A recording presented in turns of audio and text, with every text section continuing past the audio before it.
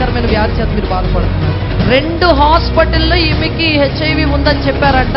ప్రార్థన చేసి నీకు HIV ఉండదు, వెళ్ళి చెక్ చేసుకోమని చెప్పడం జరిగింది. అదే రీతిగా ఈమె వెళ్ళి చెక్ చేసుకున్నప్పుడు నిల్ రిపోర్ట్స్ వచ్చాయంట. అన్ని కూడా దేవుడు ముట్టి స్వస్థపరిచాడు. చప్పట్లు కొట్టి దేవుడిని మహిమపరుద్దాం. హల్లెలూయా. పూర్తిగా స్వస్థ వచ్చింది మీకు. అసాధారణ కృపను దేవుడు నీ జీవితంలో విడుదల చేయబోతున్నాడు.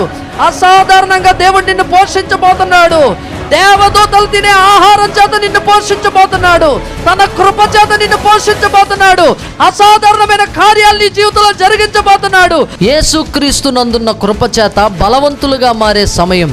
ప్రతి ఆదివారం జరిగే మా ఆరాధనలో పాలు పొందండి. మా ఆరాధన జరుగు స్థలం రైల్వే ఇన్స్టిట్యూట్, రైల్వే స్టేషన్ ఎదురుగా, విజయవాడ. మా ఆరాధన సమయం ప్రతి ఆదివారం సాయంత్రం 5 గంటలకు. రండి. అసాధారణ కృపను మనందరం పరిపూర్ణంగా అనుభవిద్దాం.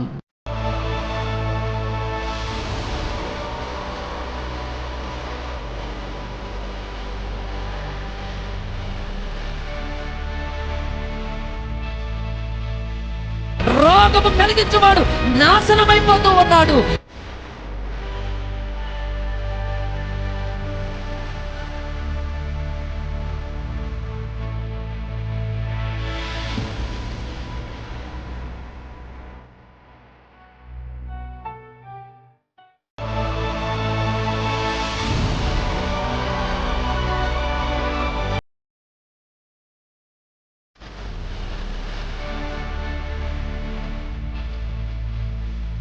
రోగము కలిగించేవాడు నాశనమైపోతూ ఉన్నాడు.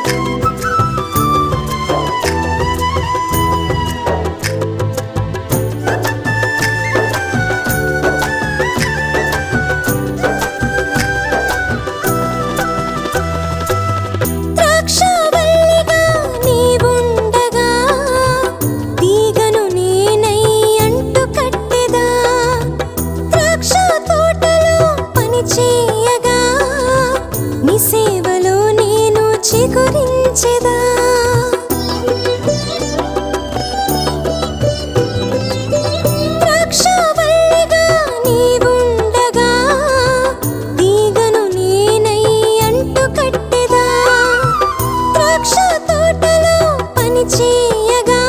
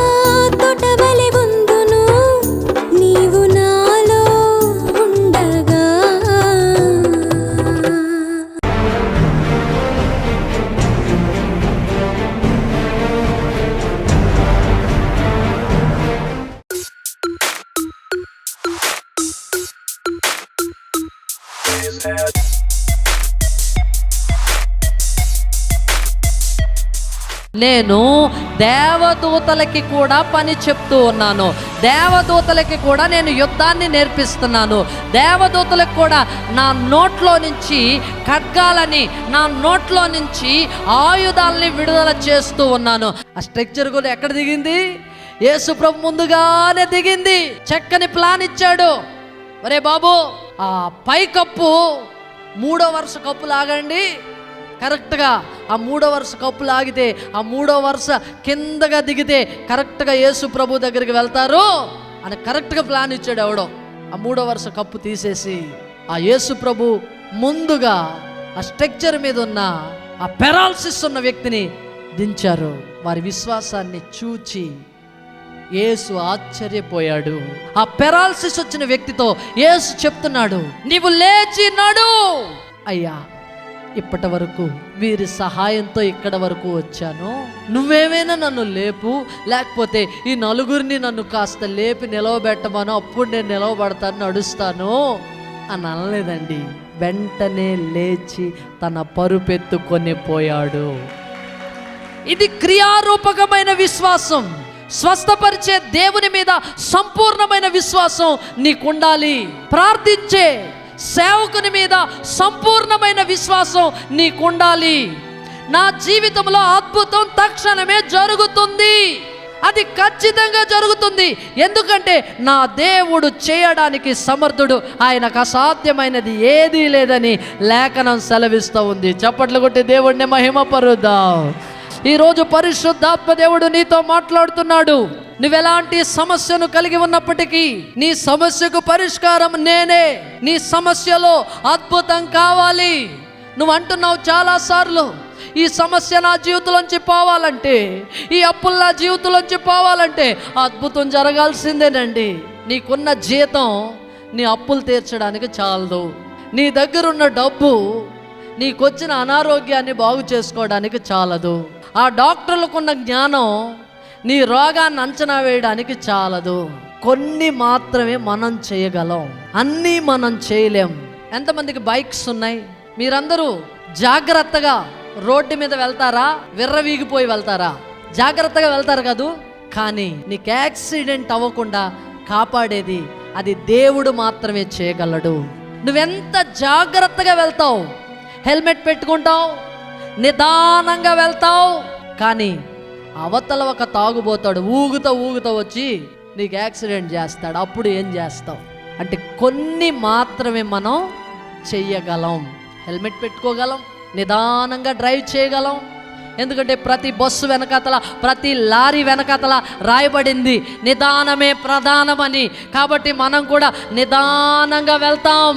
కానీ మన జీవితం భద్రపరచబడాలంటే అది దేవుని చేతుల్లో ఉంది. ఆమేన్. మనం తీసుకున్న జాగ్రత్తలు సరిపోవు, మనము చేసేది కొంతే. ఆయనే తన కృపను మనకు అనుగ్రహిస్తున్నాడు. చక్కని ఆహార పదార్థాలు నువ్వు తినొచ్చు, ఏది చెడ్డదో అది నువ్వు మానేయవచ్చు, కానీ నీకు దీర్ఘాయుష్షు మాత్రం ఉందో లేదో నేను చెప్పలేను. దేవుని బిడ్డ, ఈరోజు చాలా మంచి ఆహార నియమాలు కలిగిన వారికి అనేక మందికి రోగాలు ఉన్నాయి. ఆయన అంటున్నాడు, నా జీవితంలో ఒక్కసారో 2 సార్లు స్వీట్ తిన్నానండి, నేను కాఫీ టీ కూడా తాగను, కానీ నాకు 470 షుగరు. ఎక్కడి నుంచి వచ్చిందిరా నాయనో నాయన? నీ సమస్యకు పరిష్కారం నజరేయుడైన యేసుక్రీస్తు. చప్పట్లు కొట్టి దేవుణ్ణి మహింపరుద్దాం. ఇల్లు కట్టాలనుకుంటున్నావు, ఇల్లు కట్టలేకపోతున్నావు, నీ ప్రయాస నువ్వు పడుతున్నావు. ఇల్లు కట్టేది ఎవరని బైబిల్ చెప్తా ఉందంటే యెహోవాయే ఇల్లు కట్టువాడు. ఇల్లు కట్టువారి ప్రయాస వ్యర్థం, నేనే నీ ఇల్లు కడతానంటున్నాడు ఆయన. ఎస్, నీ సమస్యకు పరిష్కారం ఒక అద్భుతం జరగాలి. ఆ అద్భుతం నజరేయుడైన యేసుక్రీస్తు మాత్రమే. నువ్వు కొంతవరకే చూడండి. ఎస్తేరు గ్రంథాన్ని గనక మనం పరిశీలన చేస్తే, ఎస్తేరు గ్రంథంలో రాణి అయిన వస్తీ క్యాన్సిల్ చేయబడింది. రాణి అయిన వస్తీ క్యాన్సిల్ చేయబడ్డాక ఆ రాజ్యంలో ఉన్న రాణులందరినీ రమ్మని కబురు పెట్టారు. భటులు వెళ్ళి అందంగా ఉన్న అమ్మాయిలందరినీ తోడుకొని ఆ రాజ్యంలోనికి తీసుకొని వచ్చారు. ఆ రాజ్యంలోనికి వచ్చినప్పుడు దేవుని బిడ్డలారా, వారందరూ కూడా చాలా మంది ఉన్నారు. ఒక హేగే అనే ఒక నపుంసకుడికి అప్పగించబడ్డారు. అతను ఒక బ్యూటీషియన్, అంటే బ్యూటీ పార్లర్లో చేస్తున్నారు కదండి ఇప్పుడు ఫేషియల్స్, మెనిక్యూరు, పెడిక్యూరు, అవన్నీ ఆ రోజుల్లోనే అతను చేసిన వాడు అన్నమాట. ఆ నపుంసకుడు 6 నెలల పాటు ఒక రకంగాను, మరొక 6 నెలల పాటు మరొక రకంగాను వచ్చిన ఆ అందమైన అమ్మాయిలందరినీ కూడా రాణులుగా తీర్చిదిద్దేందుకు ప్రయాసపడ్డాడు. అవి పామి ఇవి పామి పాలతో స్నానం చేయించి సుగంధ వర్గాలు, గంధ వర్గాలు, ఏవేవైతే ఇంకా ఏవేవి ఉంటాయో అవన్నీ పెట్టి, కుంకుమ పువ్వులు, ఆ పువ్వులు, ఈ పువ్వులు అన్ని పెట్టి మొత్తానికి స్నానం చేయించి వాళ్ళని కొంచెం నల్లగా ఉన్న వాళ్ళందరినీ కాస్తంత రంగు తక్కువ ఉన్న వాళ్ళందరినీ కాస్త రంగు ఎక్కువగా చేశాడు. తర్వాత పెద్ద ఇళ్లలో అయితే మనుషులు ఉంటారు, కానీ చిన్న చిన్న ఇళ్లలో ఎవరి పని వాళ్ళే చేసుకోవాలి. గిన్నెలు కూడా వాళ్ళే గిన్నెలు తోమి చేతులు, అరిగిపోయిన చేతుల్ని, దలసరగా ఉన్న చేతుల్ని సున్నితంగా రాజు ముట్టుకోగానే దూదె పింజలాగా ఉండేటట్లుగా మెనిక్యూర్ చేశాడు. చెప్పులు లేకుండా ఇష్టం వచ్చినట్టు తిరిగేయడం వల్ల కాళ్ళు బద్దలైపోతాయి, ముట్టుకోగానే రంపంలాగా తగులుతుంది కొంతమంది కాలు. సరే, ఆ రంపంలాగా ఉన్న కాలుని దూదె పింజలాగా చక్కగా రాజుగారు కాలు ముట్టుకున్నా కానీ అది అందంగా ఉండాలి. ఆ రీతిగా వారందరినీ తయారు చేశాడు. వారందరూ సిద్ధపరచబడ్డారు. ఒక్కొక్కరు వంతు సంవత్సరం తరువాత సంవత్సరం సిద్ధపడినాక ఒక్కొక్కరు వంతు వచ్చింది. వాళ్ళందరూ ఒక్కొక్కరు రాజ ఆస్థానంలోనికి, ఆ రాజుగారి గదిలోనికి వెళ్తున్నారు.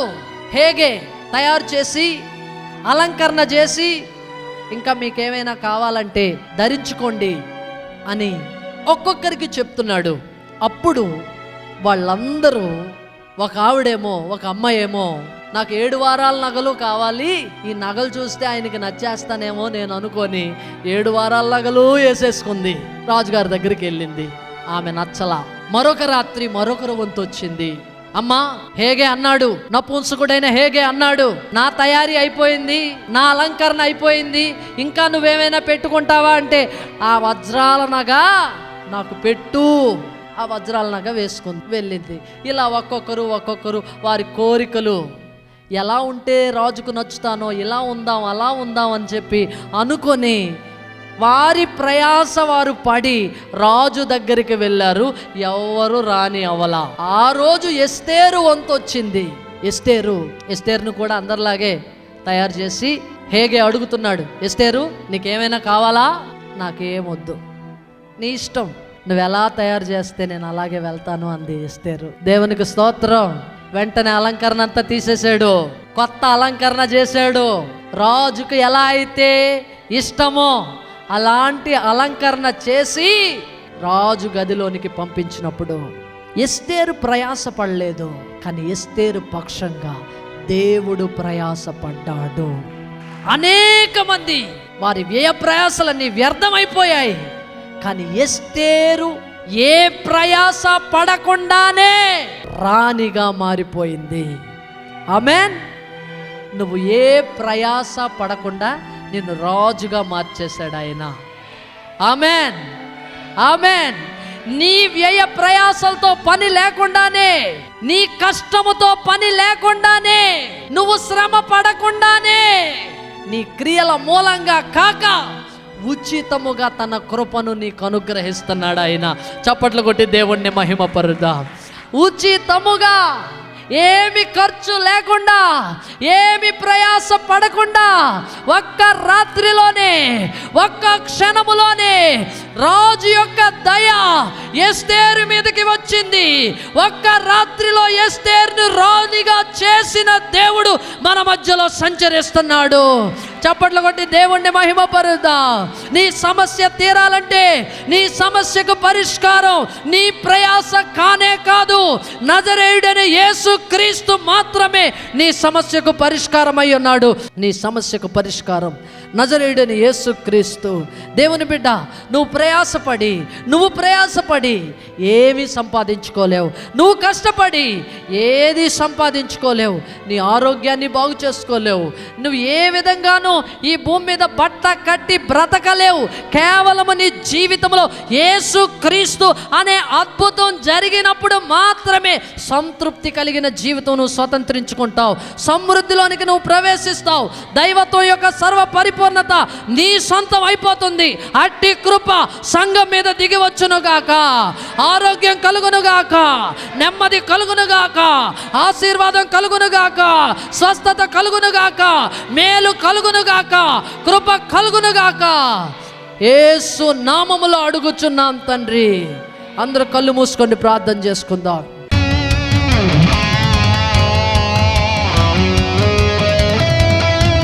యేసు ప్రభువా, సర్వశక్తి గల దైవమా, నీకు వందనాలు చెల్లించుకో. మీకు ఎక్కడైనా అనారోగ్యం ఉంటే ఆ స్థలంలో మీరు చేవేసుకొని నేను ప్రార్థన చేస్తే ఇప్పుడే ప్రతి విధమైన రోగము యేసు నామములో బయటికి పోమని ఆజ్ఞాపిస్తున్నాను.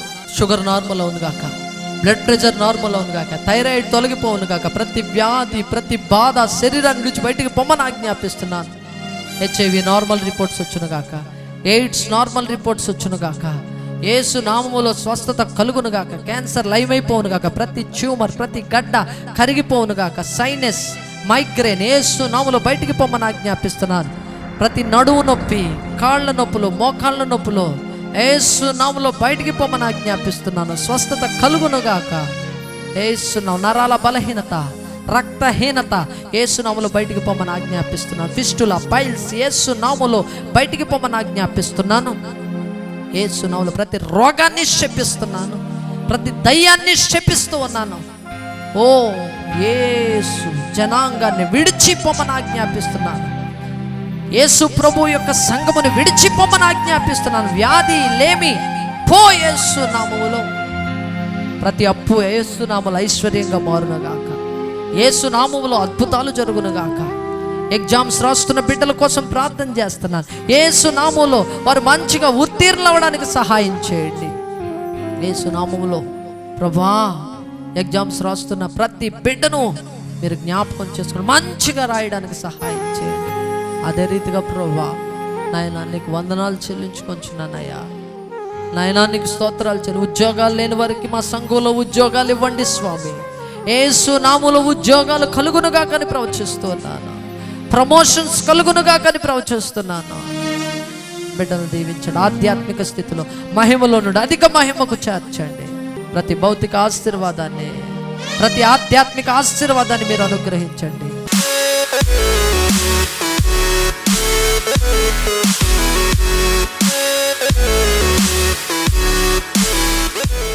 మూడు రోజుల నుంచి జ్వరము చేత మోషన్స్ చేత బాధపడుతున్నారు దేవుని బిడ్డలారా. దేవుడు చేసిన గొప్ప కార్యం ఏంటంటే ముట్టి స్వస్థపరిచారంట. చప్పట్లు కొట్టి దేవుడిని మహిమపరుద్దాం. హల్లెలూయా. ఆరాధనకి నేను వెళ్ళాలి, నన్ను ముట్టి స్వస్థపరచు ప్రభువా అని ప్రార్థన చేసినప్పుడు ఆరాధనకి రాకుండా ముందుగానే అద్భుతం జరిగిందని చెప్తున్నారు. చప్పట్లు కొట్టి దేవుడిని మహిమపరుద్దాం. హల్లెలూయా, హల్లెలూయా. దగ్గు, జలుబు, గొంతు నొప్పి చేత ఈ స్థలంలోనికి వచ్చారంట దేవుని బిడ్డలారా. గొంతు నొప్పి, దగ్గు తగ్గింది అని చెప్తున్నారు. చప్పట్లు కొట్టి దేవుడిని మహిమపరుద్దాం. హల్లెలూయా. 3 సంవత్సరాల నుంచి చెవుపోటు చేత బాధపడుతున్నారు సహోదరి. దేవుడు ముట్టి స్వస్థపరిచాడంట. గత వారంలో నేను వచ్చి వెళ్ళినప్పుడు దేవుడు నన్ను ముట్టి స్వస్థపరిచాడని చెప్తున్నారు. చప్పట్లు కొట్టి దేవుడిని మహిమపరుద్దాం. హల్లెలూయా. ఈమె 3 దినాల నుంచి భయంకరమైన మోషన్స్ చేత బాధపడుతున్నారు. అంత మాత్రమే కాదు, చాలా భయంకరమైన నొప్పితో నేను ఈ స్థలంలోనికి వచ్చానండి. దేవుడు నన్ను ముట్టి స్వస్థపరిచాడని చెప్తున్నారు.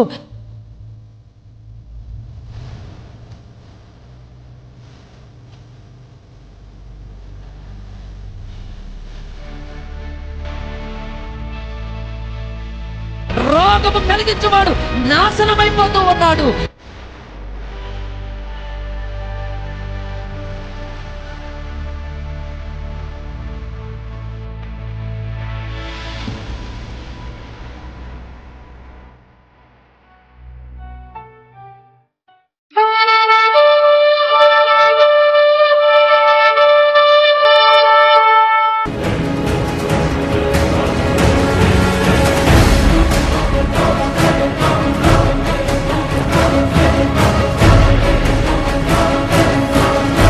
టూ ఇయర్స్ నుంచి ఈ భయంకరమైన వ్యాధి చేత మీరు బాధపడుతున్నారు. 2 హాస్పిటల్లో ఈమెకి హెచ్ఐవి ఉందని చెప్పారంట. ప్రార్థన చేసి నీకు హెచ్ఐవి ఉండదు, వెళ్ళి చెక్ చేసుకోమని చెప్పడం జరిగింది. అదే రీతిగా ఈమె వెళ్ళి చెక్ చేసుకున్నప్పుడు నిల్ రిపోర్ట్స్ వచ్చాయంట. అన్ని కూడా దేవుడు ముట్టి స్వస్థపరిచాడు. చప్పట్లు కొట్టి దేవుడిని మహిమపరుద్దాం. హల్లెలూయా. పూర్తిగా స్వస్థ వచ్చింది మీకు. అసాధారణ కృపను దేవుడు నీ జీవితంలో విడుదల చేయబోతున్నాడు. అసాధారణంగా దేవుడు నిన్ను పోషించబోతున్నాడు. దేవదూతలు తినే ఆహారం చేత నిన్ను పోషించబోతున్నాడు. తన కృప చేత నిన్ను పోషించబోతున్నాడు. అసాధారణమైన కార్యాలు నీ జీవితంలో జరిగించబోతున్నాడు. యేసుక్రీస్తునందున్న కృప చేత బలవంతులుగా మారే సమయం. ప్రతి ఆదివారం జరిగే మా ఆరాధనలో పాలు పొందండి. మా ఆరాధన జరుగు స్థలం రైల్వే ఇన్స్టిట్యూట్, రైల్వే స్టేషన్ ఎదురుగా, విజయవాడ. మా ఆరాధన సమయం ప్రతి ఆదివారం సాయంత్రం 5 గంటలకు. రండి. అసాధారణ కృపను మనందరం పరిపూర్ణంగా అనుభవిద్దాం.